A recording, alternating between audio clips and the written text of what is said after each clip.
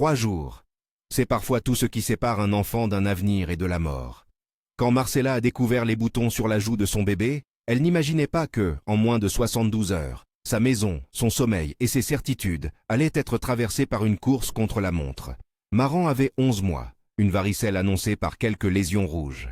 Un lundi banal qui, en quelques heures, a dégénéré en fièvre élevée, difficulté à respirer et douleur si vive que le petit refusait d'être porté. La famille a appelé le médecin de garde. Le tableau a rapidement basculé. Pâleur marquée, respiration rapide, pouls faible. Le grand-père, chirurgien de formation, venu en urgence, a su tout de suite que chaque minute comptait. La première ambulance a emporté Maran vers l'hôpital local. Les équipes ont posé des voies, donné des fluides, tenté de contrôler la fièvre. Mais les paramètres ne revenaient pas. Entre la fièvre, la chute de la tension et l'apparition de taches violacées sur la peau, l'image d'une infection systémique s'est imposée. Les laboratoires ont prélevé du sang. On a commencé des antibiotiques à large spectre en attendant les résultats. La nuit a été pleine de gestes précis, d'écrans qui clignotent et de visages tendus. À l'aube, le verdict du laboratoire est tombé.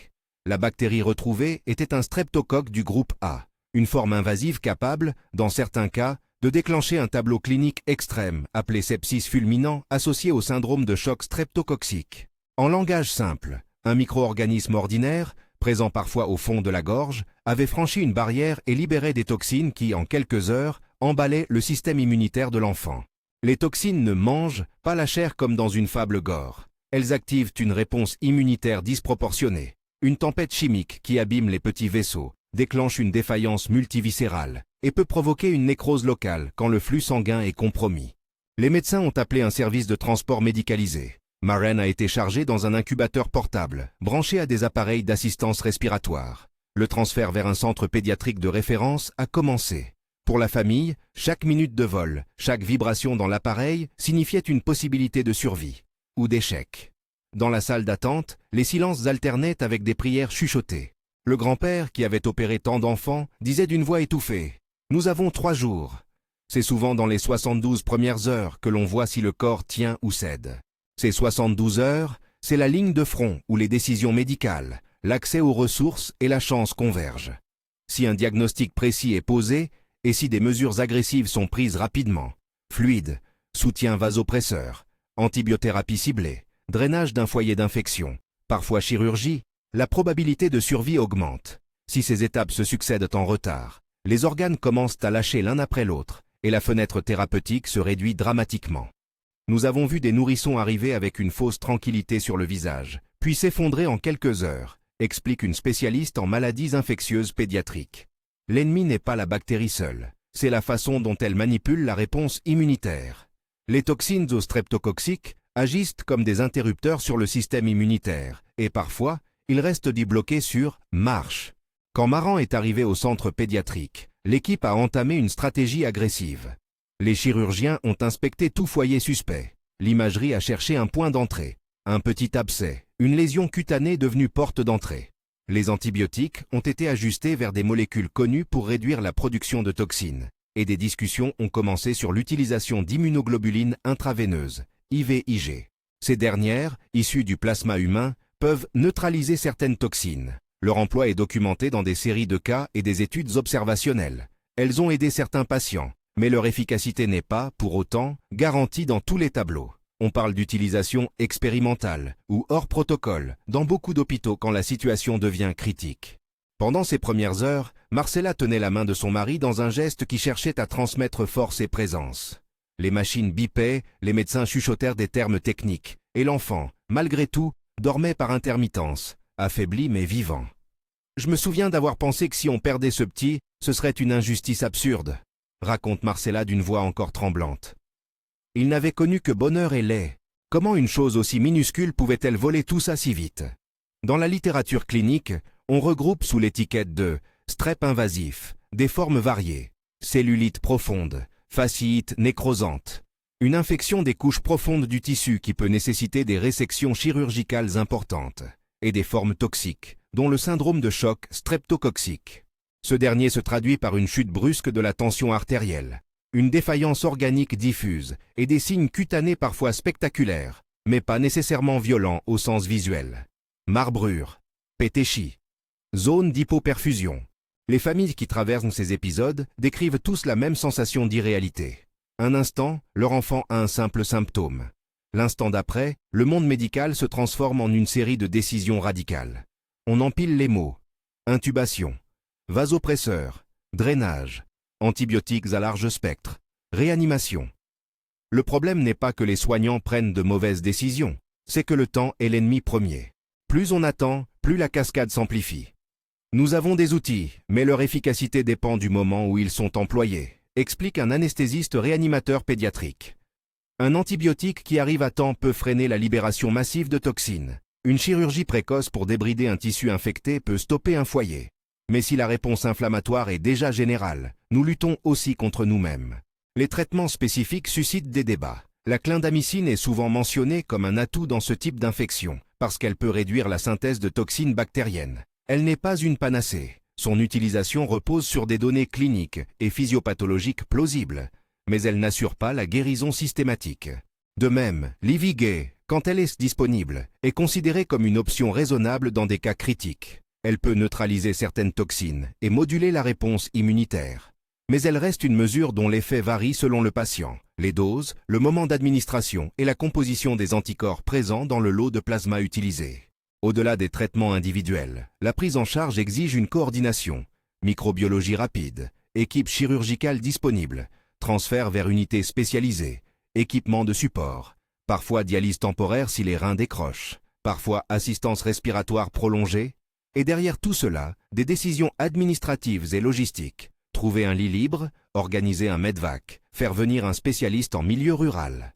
Pendant que les machines cliquetaient ce jour-là, dans un couloir d'un autre hôpital de la même région, un médecin consultait une pile de dossiers. L'année 1998 commençait à montrer des motifs inhabituels. Cluster de patients atteints d'infections streptococciques sévères, certains jeunes et auparavant en bonne santé, nécessitant des amputations ou une réanimation prolongée. Austin, une ville qui ne s'attendait pas à voir réapparaître des formes si agressives de streptocoque, enregistrait plusieurs dossiers en l'espace de quelques semaines. Nous avons commencé à nous poser la question, est-ce la même bactérie qui circule ou est-ce une souche avec des capacités nouvelles? Se souvient un microbiologiste impliqué dans ces enquêtes.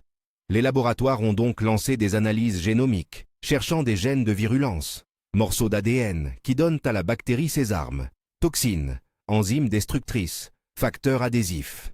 Certaines lignées étaient connues, mais les chercheurs suspectaient l'émergence ou la sélection de variantes plus agressives, comme celles dites M1 ou M3, associées à une virulence accrue dans des études antérieures.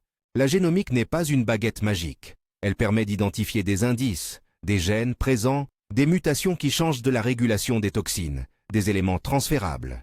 Mais passer d'une corrélation génétique à une explication causale demande du temps, des modèles expérimentaux et des preuves convergentes. Dire qu'un gène cause une catastrophe clinique est dangereux si l'on n'a pas les évidences.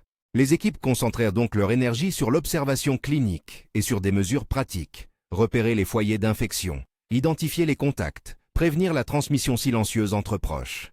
La transmission peut être furtive, explique une infirmière en contrôle des infections.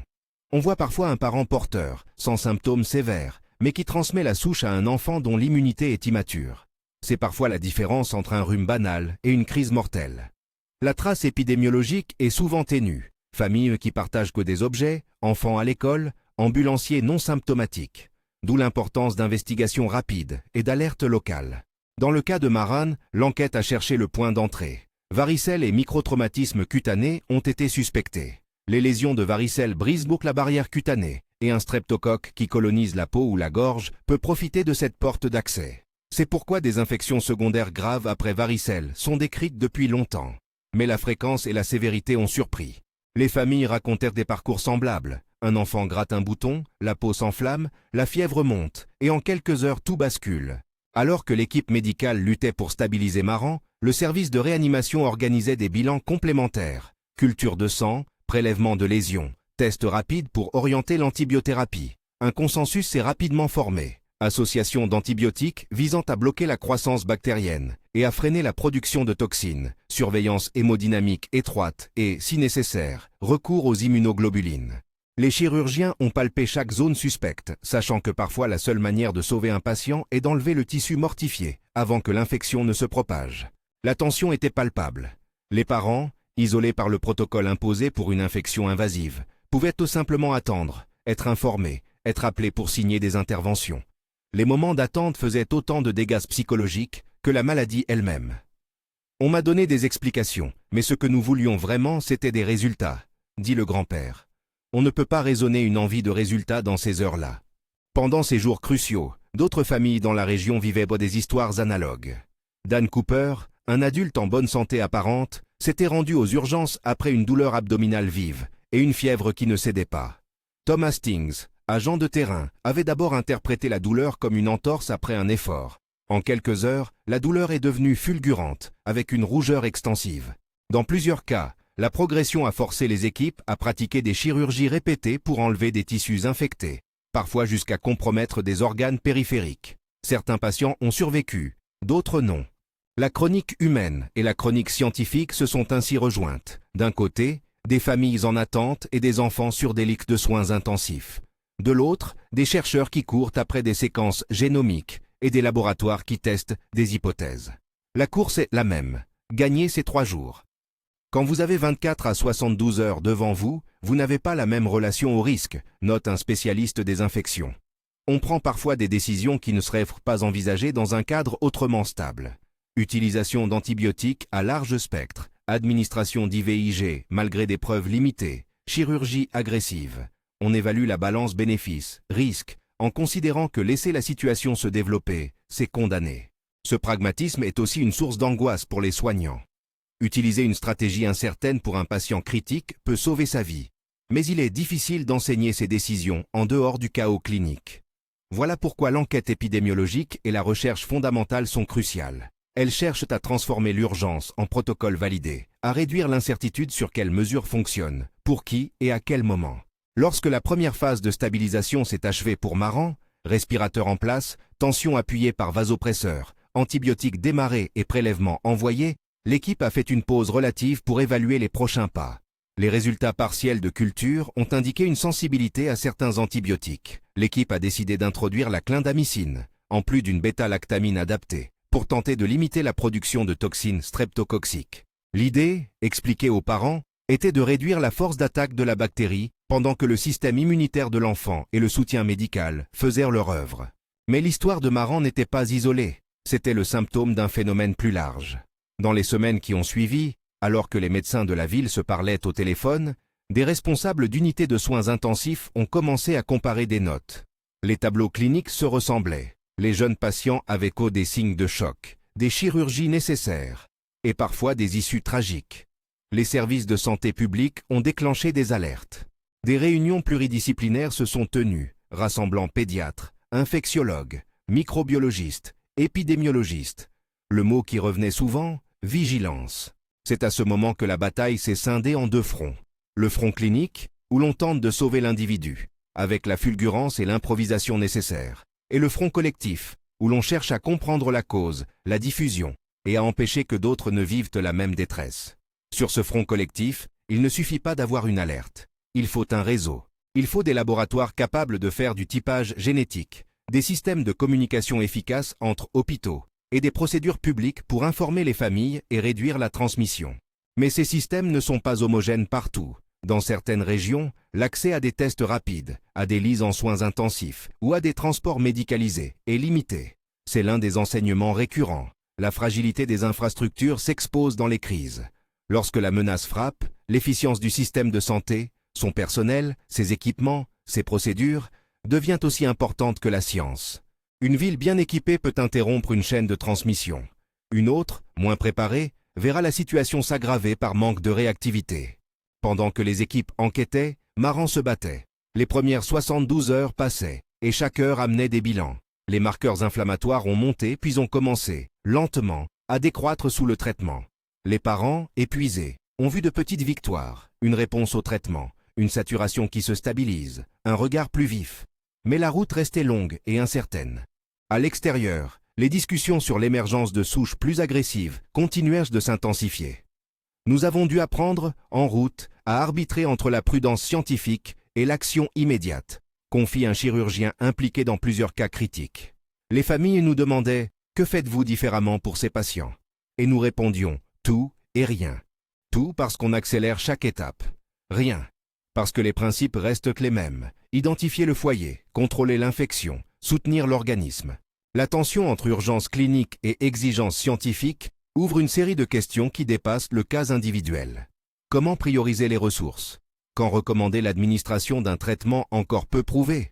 Comment informer sans alarmer inutilement une population? Ces questions sont au cœur de la réponse publique à de telles menaces. À mesure que Maran se stabilisait un peu, d'autres patients poursuivaient leur parcours. Certains ont enfin retrouvé le chemin de la convalescence grâce à une intervention rapide et à une chance favorable. D'autres, malgré les efforts, ont payé un tribut lourd. Amputation, séquelles organiques ou décès. Ces pertes ont frappé les communautés et jeté une ombre sur l'idée de progrès médical. Elles ont rappelé une vérité inconfortable. La médecine moderne dispose d'outils puissants, mais elle est aussi façonnée par les limites des systèmes, la biologie imprévisible et le hasard des rencontres microbes-hôtes. C'est dans cette conjoncture que la recherche génomique a commencé à livrer ses premiers indices. Les équipes qui séquençaient les isolats ont observé des motifs, certaines régions du génome, des profils de toxines, des marqueurs associés à des souches M1 et M3, qui semblaient corrélés à la sévérité des tableaux. Mais corrélation n'est pas causalité. Les scientifiques ont multiplié les approches, analyses en laboratoire, études sur modèles animaux, comparaison internationale d'isolats. Ils cherchaient à répondre à la question suivante. Existe-t-il un ensemble de facteurs génétiques qui rend ces bactéries particulièrement dangereuses pour des personnes autrement saines? Si oui, peut-on en tirer des cibles thérapeutiques ou prophylactiques, voire un vaccin? La perspective d'un vaccin a émergé comme une lueur d'espoir, mais aussi comme un long processus. Développer une vaccination efficace contre un streptocoque invasif implique d'identifier des antigènes stables, capables de couvrir une diversité de souches et d'assurer une sécurité maximale. Les premiers travaux portent sur des composants de la membrane bactérienne, sur des toxines neutralisables et sur des approches vaccinologiques modernes. C'est une course dans le temps. Une course qui, si elle aboutit, pourrait transformer la dynamique de ces infections. Mais en attendant, les 3 premiers jours restent cruciaux.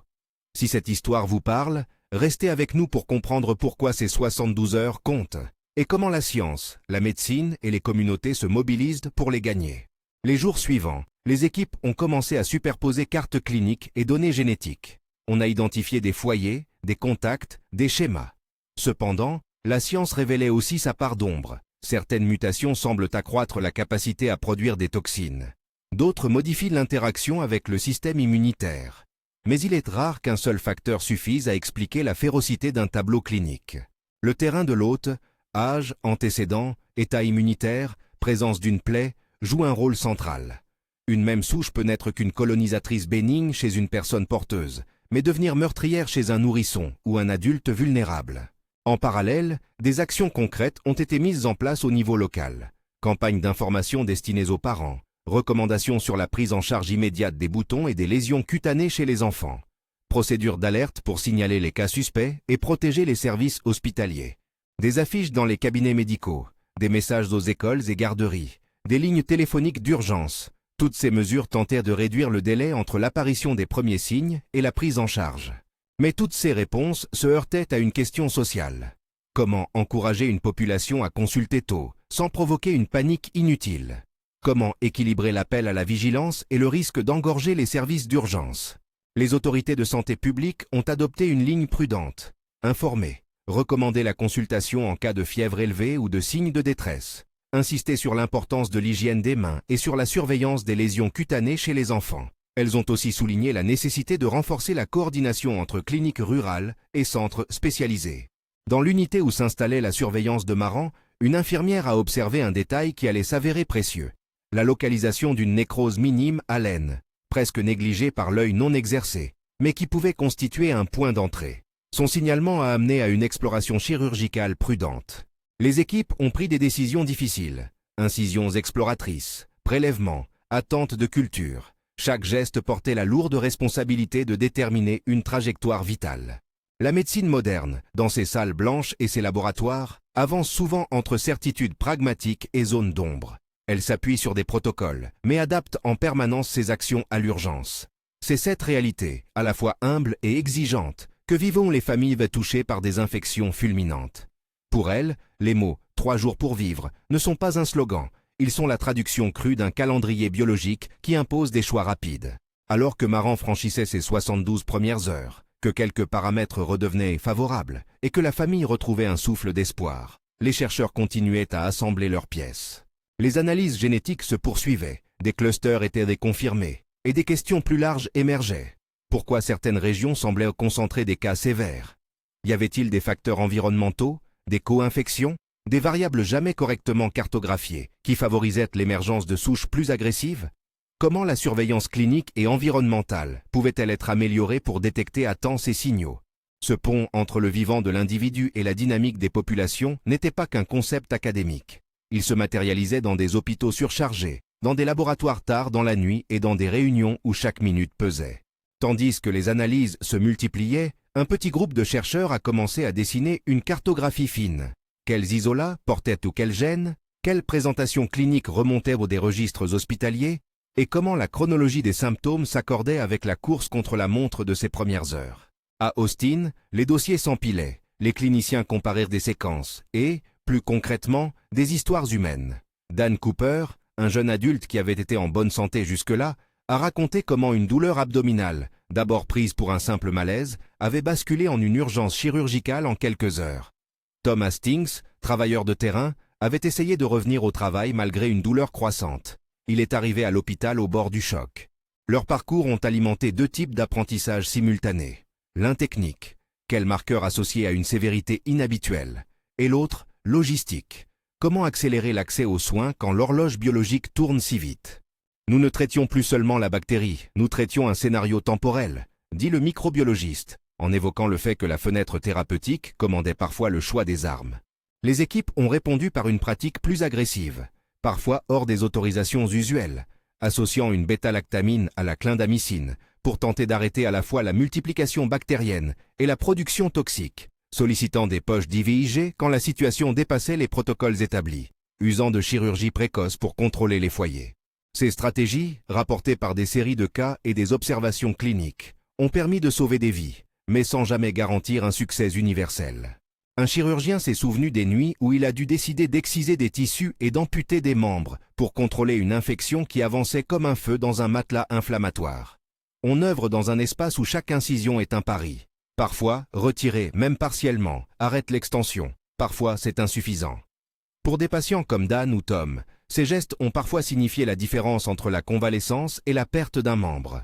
Pour d'autres, malgré une intervention rapide, les organes cèdent. Ces réalités ont alimenté des débats sur l'utilisation des ressources, sur la nécessité d'un standard plus clair pour l'emploi d'IVIG et sur la manière d'évaluer, en temps réel, le rapport bénéfice-risque de décision radicale. Sur le plan scientifique, le séquençage a offert une fenêtre inédite sur la diversité microbienne.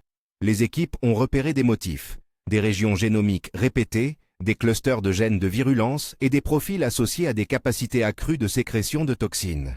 La présence de variantes M1 et M3 dans certains échantillons a renforcé l'hypothèse d'une influence génétique sur la virulence. Mais au-delà de la présence de gènes, la clé était souvent leur expression. Pourquoi, chez certains patients, ces gènes s'exprimaient-ils de manière explosive? Ici intervenait la complexité de l'hôte, l'âge, l'état immunitaire, l'existence d'une lésion cutanée ouverte liée à la varicelle ou à un traumatisme. Une même souche pouvait rester bénigne chez un sujet porteur et déclencher la catastrophe chez un nourrisson. La recherche s'est donc orientée vers des approches combinées, séquençage, modèles animaux, études mécanistiques in vitro et exploration des interactions hôtes pathogènes. L'enjeu était double, comprendre la biologie pour mieux la contrer, et fournir des bases solides qui aideraient à formaliser des recommandations cliniques plus précises pour les premières 72 heures. Les chercheurs savaient que des protocoles validés pouvaient transformer les décisions prises dans le chaos en pratiques reproductibles et potentiellement sauver des vies. Parallèlement, certains cliniciens ont exploré des approches complémentaires.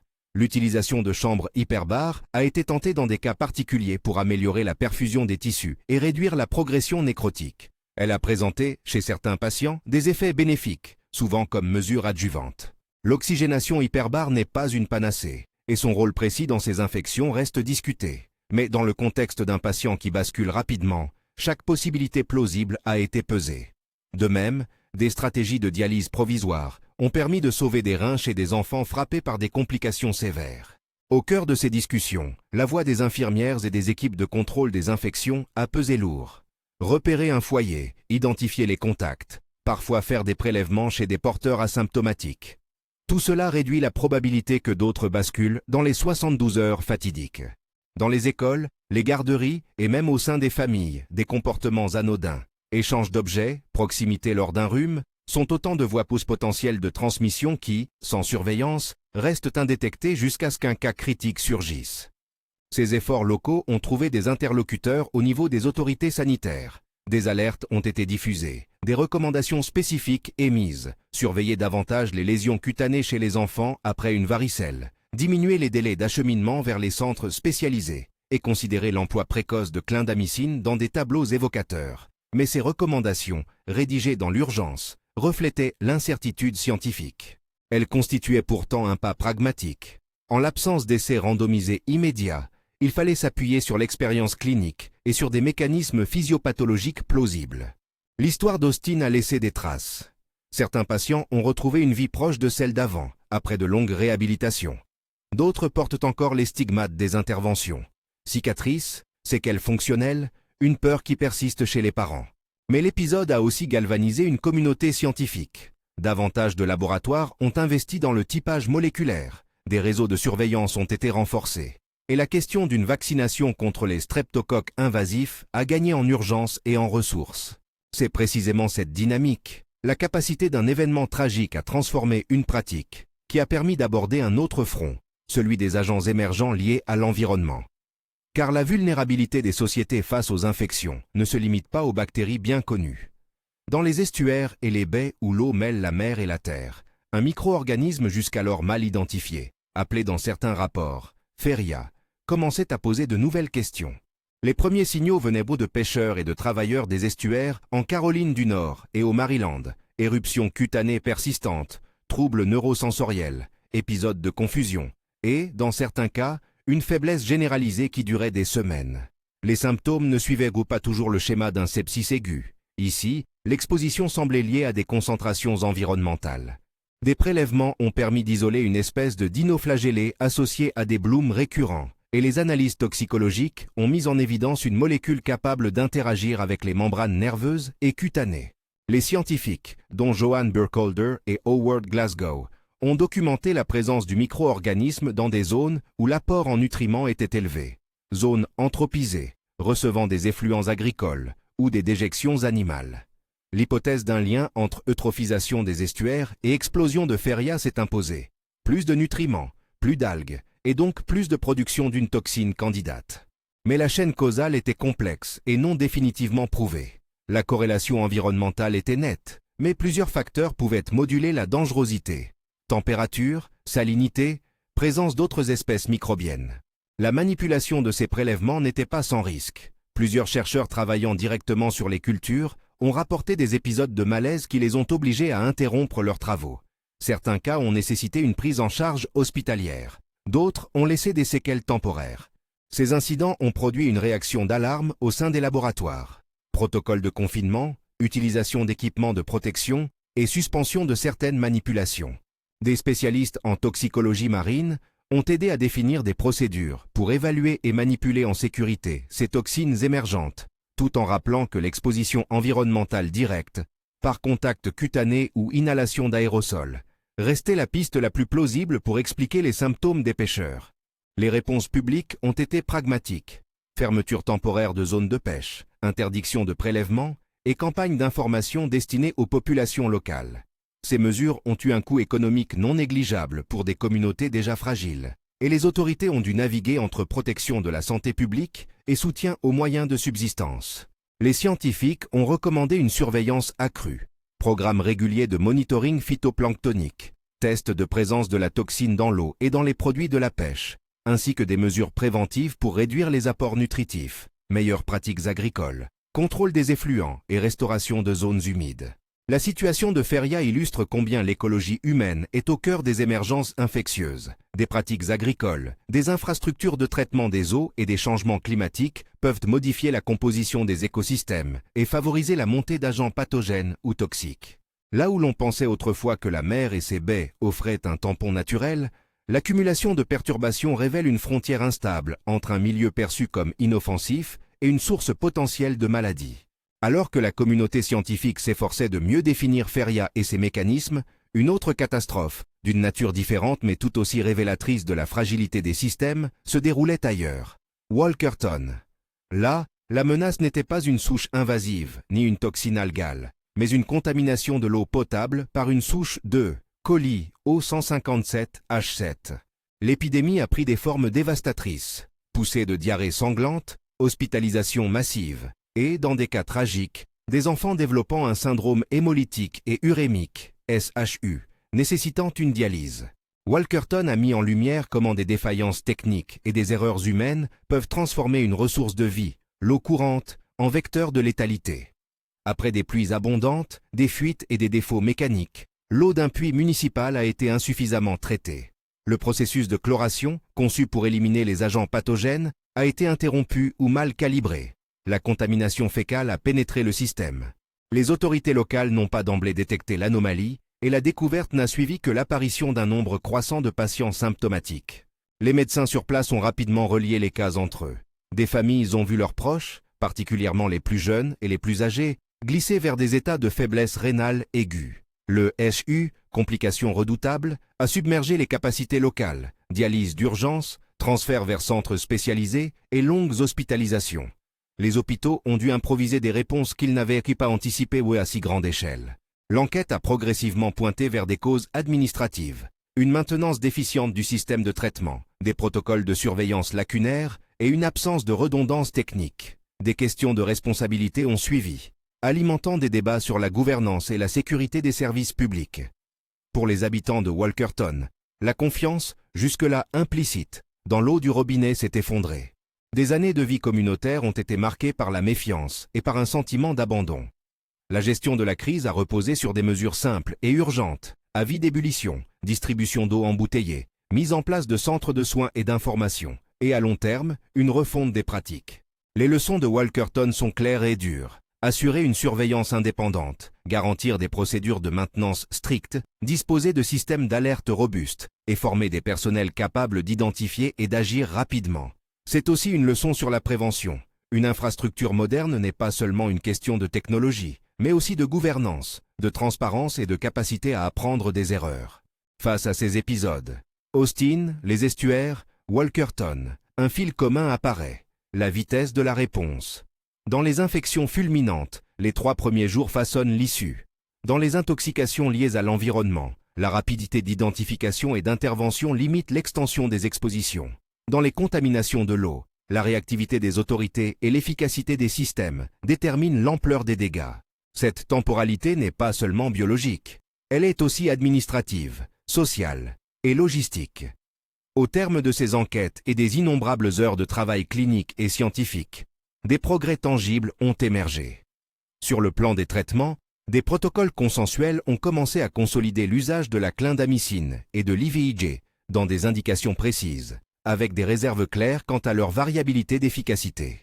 Des études observationnelles rassemblées en méta-analyse ont aidé à mieux définir dans quel contexte ces thérapeutiques offraient le plus d'avantages, même si des essais contrôlés restaient nécessaires pour préciser l'impact absolu. En génomique, la cartographie des souches a permis d'identifier des motifs récurrents. Certains antigènes se détachaient comme des cibles potentielles pour une immunisation. La recherche vaccinale a avancé, cherchant des éléments de surface stables à incorporer dans des candidats vaccinaux.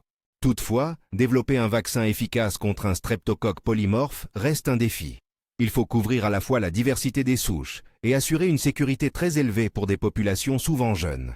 Les travaux précliniques et les essais de phase initiale ont donné des signes encourageants, mais la route reste longue.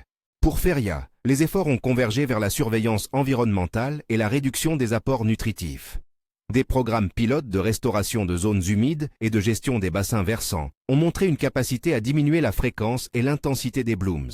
Les protocoles de sécurité en laboratoire se sont renforcés, protégeant mieux les chercheurs et limitant les risques d'expositions accidentelles.